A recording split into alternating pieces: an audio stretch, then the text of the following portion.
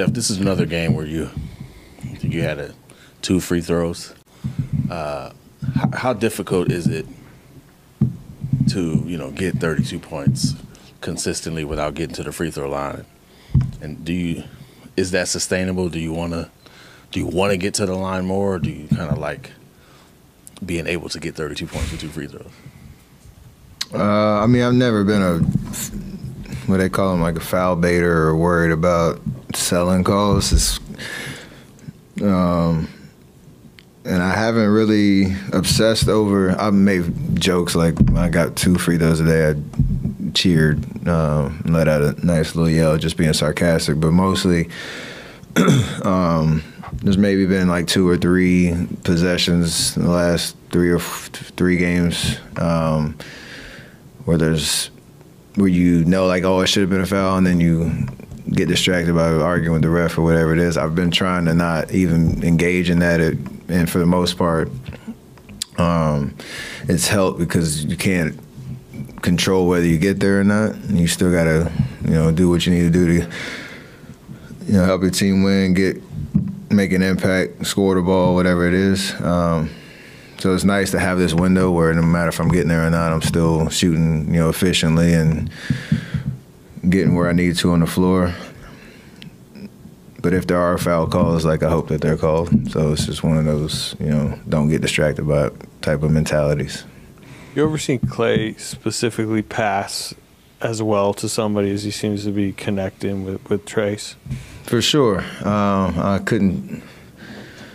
don't have specific examples, but even like early in his career, there was that off season where he came back and he's running pin downs, and he had that was like his favorite thing to do. Like the one dribble pocket pass or over the top. Maybe it's like to like Bogues back in the day.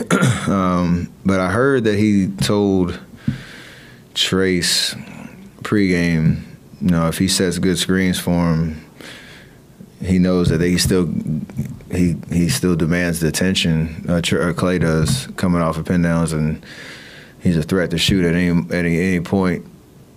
But he was so decisive with what he wanted to do with the ball and getting to Trace on time, and Trace was doing the rest. So I like that he had fun doing it, and that he appreciated the fact that he that's the option that he has on offense if his shot's falling or not falling, no matter what it looks like. Kerr said that he kind of talked to you guys the last few days, maybe it was yesterday, where you are in the standings, how many games are left, maybe strength of schedule, whatever you talk about. And he said, like, 6 seed, a goal, or I don't know if he said a realistic goal. How much are you thinking tangibly about getting to 6? How much do you think that's likely, or do you just want to be playing well and it doesn't matter what seed you're going to be? He had a great speech about all of that yesterday. The way I approach it, that is the 6 seed is the goal, because that obviously takes you out, it guarantees you a spot in the series, and that's what we want. But in order to, in the way our season's gone, taking a big goal and breaking it down, this is probably the ultimate test of stay right where you are, win every game that's in front of you, build up a joy and an energy and momentum. But that's a slow process, because we really haven't. I mean, there's confidence, but we haven't proven that. We've won 9 out of 11, and this is a good window that we've had. But literally every game matters for us to do that. So I think I'm just trying to enjoy what's happening each game, understanding what it's going to take to win that particular game. It's a lofty goal, but we know we can't get there. Speaking of what's ahead of you, we all know that CP's coming back pretty soon. Rotation's been pretty well set. You've gone through this before. You got a deep roster. Has there been conversations already about, okay, everyone has to understand sometimes the minutes aren't going to be there? We've talked about this all season, but specific to this and CP, where's the team with that? What's kind of the mindset knowing he's coming back in? And guys already have had some of their minutes limited this season. It's well, first you'd be an idiot not to think that CP can help us, and he has an ability to exist in whatever lineup he's out there with and elevate him. The question is, from a night-to-night perspective, you start with the idea of like who's going to close the game, and Coach talked about this yesterday. We've been talking about it all year.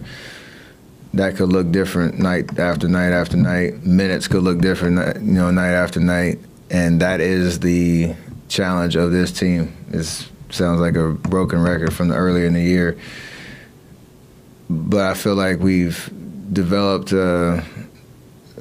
as best of an identity as we've had all year by how we're trying to play, and the fact that winning is fun, and no matter what it looks like, everybody's going to have a piece of that and an impact, a chance to impact that, and so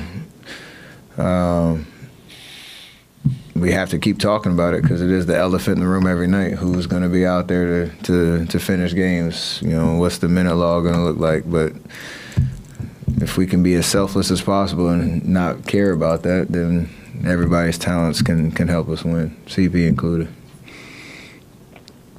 So I'd like to see, Kuminga kind of setting up, kind of directing traffic a little bit. I guess he called, didn't call, but saw that Klay was going to get that pin down. What are you thinking when you see this guy in his third season kind of feeling that and feeling that he can kind of direct traffic a little bit? It gives us confidence and composure that when we're communicating like that, or he's confident or sees the pictures, that everything kind of flows the way it's supposed to. So that happened, and, there were smiles all around because he did it. It happened in another play where I was coming down, and Trace yelled at me that he was going to set the pick and roll, and so I kind of slowed down and knew where he was, and that is new, where he's understanding how to get guys open, and then he'll, help somebody, help yourself kind of mentality, but him being vocal about it, even when he sees me, in the action. And I think that's when I threw that no-look pass to him, and I told him right after the timeout, like, that only happened because you said something to me and saw the picture before I even did. So all those little things matter. And, JK, he's had the ball in his hands a lot more, and he's making defenses pay. And now, seeing the pictures and getting everybody organized is amazing.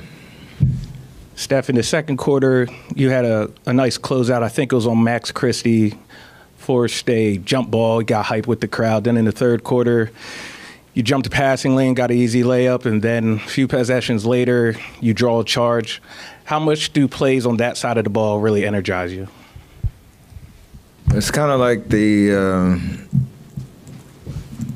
what do you call it? Just the ability to impact the game a lot of different ways. I'm not a defensive stopper by any means, but you love competition and love being able to get going, even if it's not, shooting the ball or whatever the case is. And I know that it matters because there's 5 guys on defense and everybody being in lockstep of, taking on whatever challenge it is that we all can feed off of that energy. So it's kind of like that playoff mentality where that's as important as what you do on the offensive end. And those energy plays matter. And I saw you at one point, you were coaching up Leicester on the bench. Just seeing some of the young guys start to blossom a little bit, what is that like, just because you see them when they come in over the last couple of years and then see some of the fruits of their labor pay off? How does that feel as one of the vets? Whether you see it or not, it's always a part of us trying to build, confidence in them that they can help us win. They've energized us all year. Whoever you put in that young guy category or bucket. The message for Les tonight was, don't overthink stuff. Just play basketball, shoot shots you're supposed to shoot. Be aggressive when it's your turn. Like, the worst thing he can do is turn down open shots because, he's out there for a reason. So that was the only message, and it's just a matter of building confidence because, to Tim's question, like, you don't know if you're going to play 5 minutes or 15 minutes, but when you're out there, you make an impact, and you're out there for a reason.